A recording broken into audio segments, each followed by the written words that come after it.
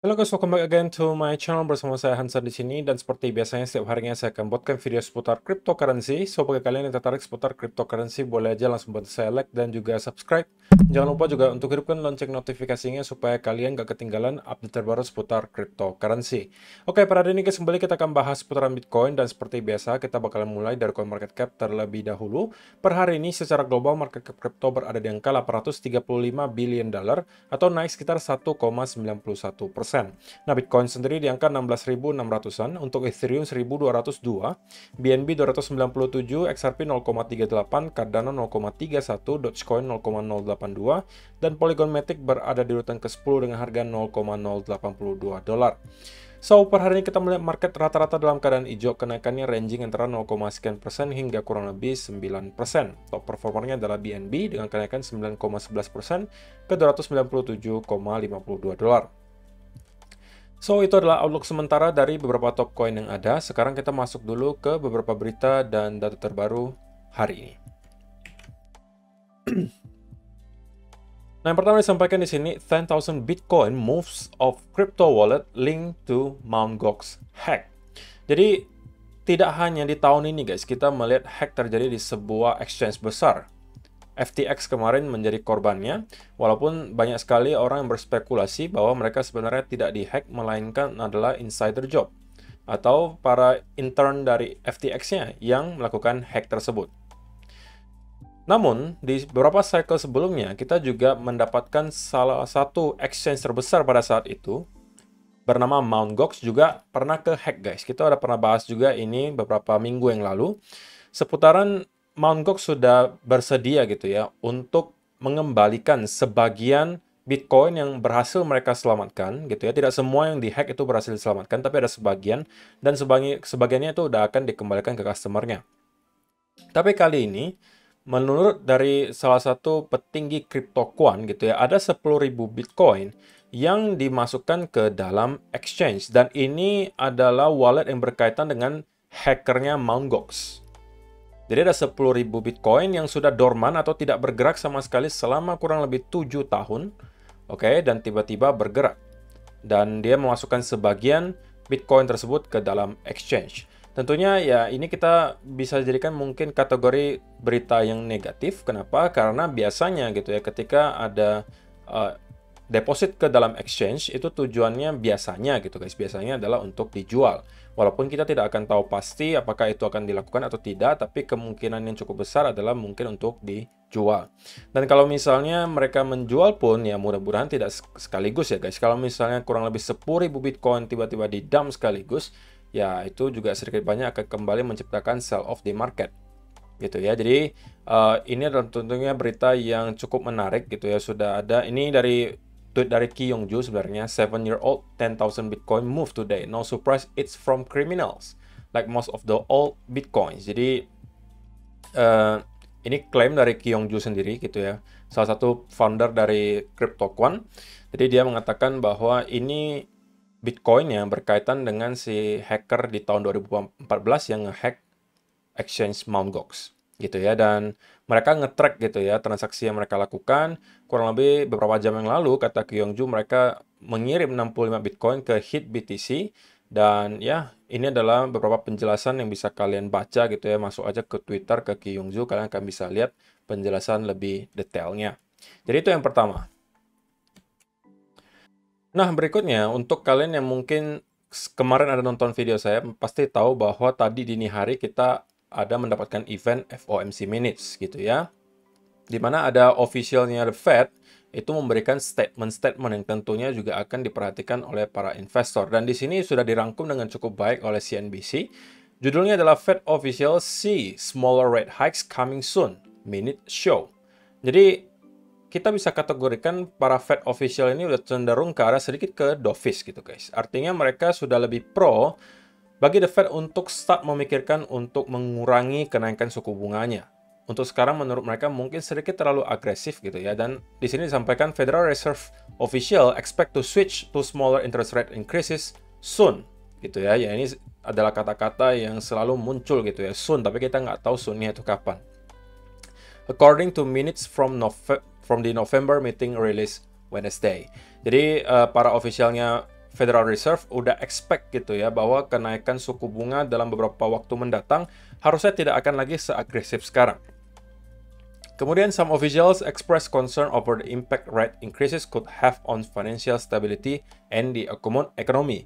Jadi pada intinya mereka takut gitu ya kalau misalnya the Fed menaikkan suku bunga sampai terlalu agresif dan terlalu cepat, terlalu besar, terlalu cepat, ya itu bisa jadi akan berdampak ke financial stability dan ekonominya Amerika Serikat. Kemudian yang ketiga, poin yang penting juga, market have largely expected the Fed to dial down the intensity of its policy tightening, and the minutes help confirm that. Jadi pada intinya sebenarnya kita melihat naratifnya sekarang adalah bahwa the Fed harusnya tidak akan lama lagi akan berpikiran untuk pivot, guys. Oke, tapi ini tentunya baru sekedar rumor gitu ya. Kita belum tahu pasti kapan akan dilakukan hal tersebut, tetapi secara historis guys, biasanya ketika market expect misalnya dalam kurun waktu beberapa bulan atau mungkin setengah tahun ke depan, the Fed sudah akan melakukan pivot, maka biasanya market akan rally menjelang pivot tersebut.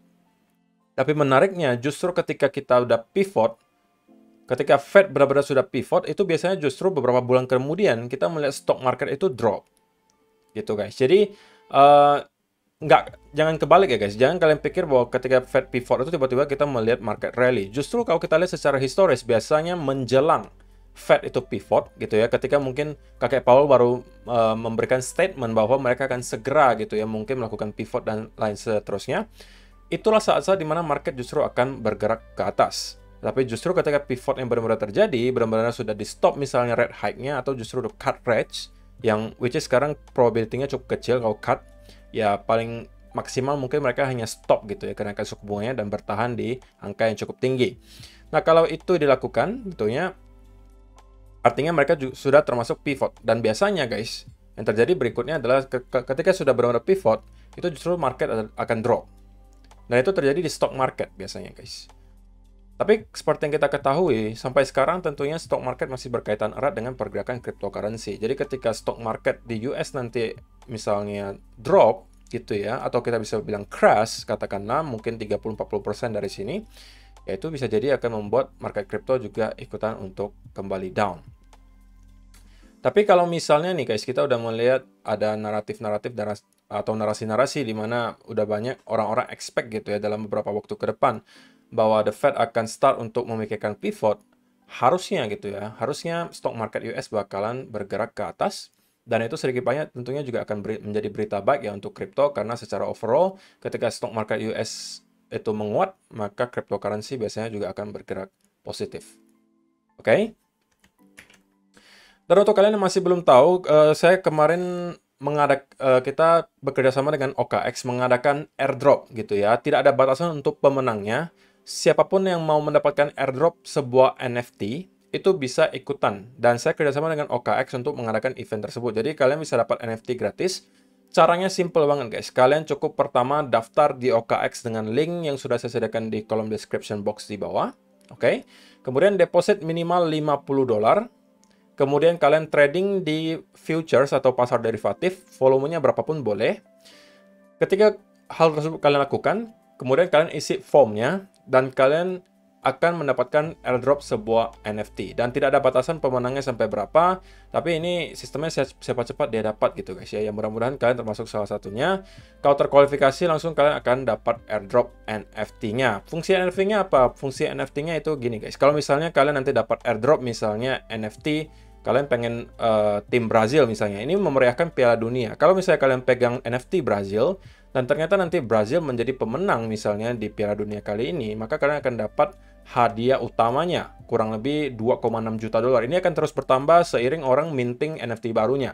Oke, ini akan dibagi ke semua pemegang NFT-nya. Untuk sekarang, Brazil paling banyak ya, pemegang NFT-nya ada sekitar 21.000. Jadi nanti total hadiahnya akan dibagi ke 21.000 orang ini. Tapi kalau kalian hobinya yang ambil yang tim misalnya kurang difavoritkan, ya biasanya rewardnya akan semakin besar. Katakanlah kalian pegang Portugal misalnya.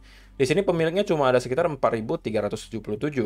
Dan kalau misalnya Portugal yang menjadi pemenang, maka $2,6 juta ini akan dibagi ke 4.000 orang. Maka jumlah hadiah kalian akan semakin besar gitu. Jadi kalau misalnya kalian tertarik untuk dapatkan NFT-nya secara gratis, Lakukan beberapa hal yang tadi saya sebutkan. Pertama, daftar wajib dengan link saya. Kemudian yang kedua, kalian deposit minimal $50 ke OKX. Tiga, kalian trading di pasar derivatif, volumenya berapapun terserah. Kemudian yang terakhir, kalian tinggal isi form yang sudah saya sediakan juga di kolom description box di bawah. Dan kalau kalian sudah lakukan semua itu, kalian akan mendapatkan airdrop NFT tim favorit kalian. Gitu ya. Oke, so sekarang kita langsung masuk aja ke chart, guys. Dan saya pengen mulai dari mungkin S&P 500 terlebih dahulu. Sebenarnya kalau kita perhatikan, guys, dari bulan Oktober kemarin, kita itu udah rally terus-menerus ya di stock market, guys. Dari bottom terakhir itu kita sudah rally kurang lebih 15%. Di stock market 15% kenaikan itu termasuk lumayan masif loh, guys. Dan untuk sementara kita masih melihat peluangnya cukup tinggi. Ini udah pernah kita bahas juga beberapa kali sebelumnya, bahwa ketika kita mampu reclaim di atas area 3.900 ini, menurut saya ini akan kembali di flip menjadi area major support. Dan kita persis bounce dari area sana, dan kita sekarang menuju ke next area major resistance di sekitaran area 4080 sampai 4100, guys. Nah, di sini akan menjadi area yang sangat krusial menurut saya untuk stock marketnya US. Kenapa? Karena selain di sini merupakan area horizontal resistance, di sini juga akan menjadi penentu trend line-nya dari trend line besar di sini. Kalau misalnya kita melihat stock market US mampu break di atas trend line ini, kemudian consolidate di atas area tersebut, berarti secara teori kita sudah break dari structure bearish-nya, guys. Oke, dan bisa jadi kita menciptakan semacam apa V-shape recovery dari sini. Dan kalau misalnya itu terjadi, kita berpeluang loh untuk kembali nge-retest ke area all-time high sebelumnya di sekitar 4.800 sampai 4.900, guys. Itu sudah next targetnya kalau ternyata kita mampu consolidate di atas beberapa area di sini. Oke, di atas area 4.200 lah, lebih amannya gitu ya. Nah, kalau sampai hal tersebut terjadi, menurut saya itu juga akan sedikit banyak membawa pengaruh positif ke cryptocurrency.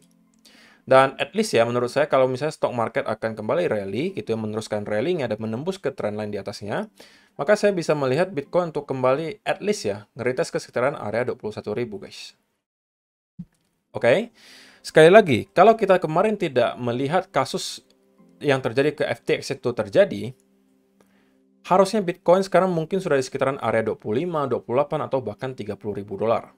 Tapi sayangnya, gitu ya, karena kasus FTX kemarin yang juga membawa extreme fear bagi market sekarang, terlebih lagi orang-orang takut masuk ke market. Kenapa? Karena takut gitu ya, bahwa contagionnya belum selesai, bahwa FTX bangkrut itu akan membawa banyak sekali platform yang lain juga ikutan bangkrut, gitu ya. Mungkin sampai sekarang kita belum melihat hal tersebut terjadi, tapi ketakutan akan adanya hal tersebut itu masih ada gitu. Oke. Nah, kalau secara pure price action-nya sendiri, so far belum banyak perubahan yang bisa saya bawakan ke kalian gitu ya. Saya kemarin udah sampaikan bahwa ketika kita sudah reclaim di atas area ini kemudian consolidate, berarti kita sudah membentuk apa? Potensial inverse head and shoulder. Kita juga sudah break dari neckline-nya dan targetnya minimal adalah ke sekitaran area 17.000. Dan saya cukup yakin bahwa kita akan at least retest ke area tersebut, guys. Oke. Dari sini kalau katakanlah kalian mencari setup gitu ya untuk short, ya ini bisa-bisa aja gitu, guys. Karena ini bisa jadi hanya sebuah pullback untuk kemudian kita membuat lower low baru lagi. Oke, area 17.000 ini akan menurut saya cukup krusial juga. Kalau kita ternyata mendapatkan ada semacam reversal pattern dari sini, katakanlah double top atau apapun itu, maka menurut saya ini cukup worth it kok untuk dicarikan secara untuk short gitu ya. Invalidasinya ya simple aja, guys. Kalau ternyata kita mampu reclaim di atas 17.000 dan kemudian consolidate di atasnya, maka tentunya scenario ini terinvalidasi dan kalian mungkin bisa cut loss. Dan justru kalau misalnya ini yang terjadi, maka saya pribadi akan flip ke arah sedikit ke arah bullish dan mencari peluang untuk long dari sini. Targetnya minimal ke sekitaran area 18.000. Kalau ini juga mampu kita reclaim, kemudian kita break di area tersebut, dan di daily chart kita melihat ada konsolidasi selama beberapa hari di atas area ini, maka sekali lagi, ini akan menjadi sebuah indikasi yang positif lagi, terutama di time frame yang besar. Karena berarti, semua yang terjadi di sini bisa jadi adalah sebuah fake out. Oke? Terlebih lagi, kalau misalnya kita cek time frame yang lebih besarnya lagi, guys, katakanlah kalian lihat ke weekly chart. Kita bisa melihat bahwa walaupun kita membentuk ada lower low di sini, tapi di indikator kita sudah start untuk membuat higher low. Yang artinya kita sekarang di weekly chart itu menemukan ada indikasi bullish divergence. Yang sekali lagi guys, bukan berarti ketika ada bullish divergence kita langsung tiba-tiba akan meroket. Bukan seperti itu modelnya ya. Kita perlu indikasi lainnya. Mungkin kalau di weekly chart kita bisa padukan dengan trendline di sini, katakanlah.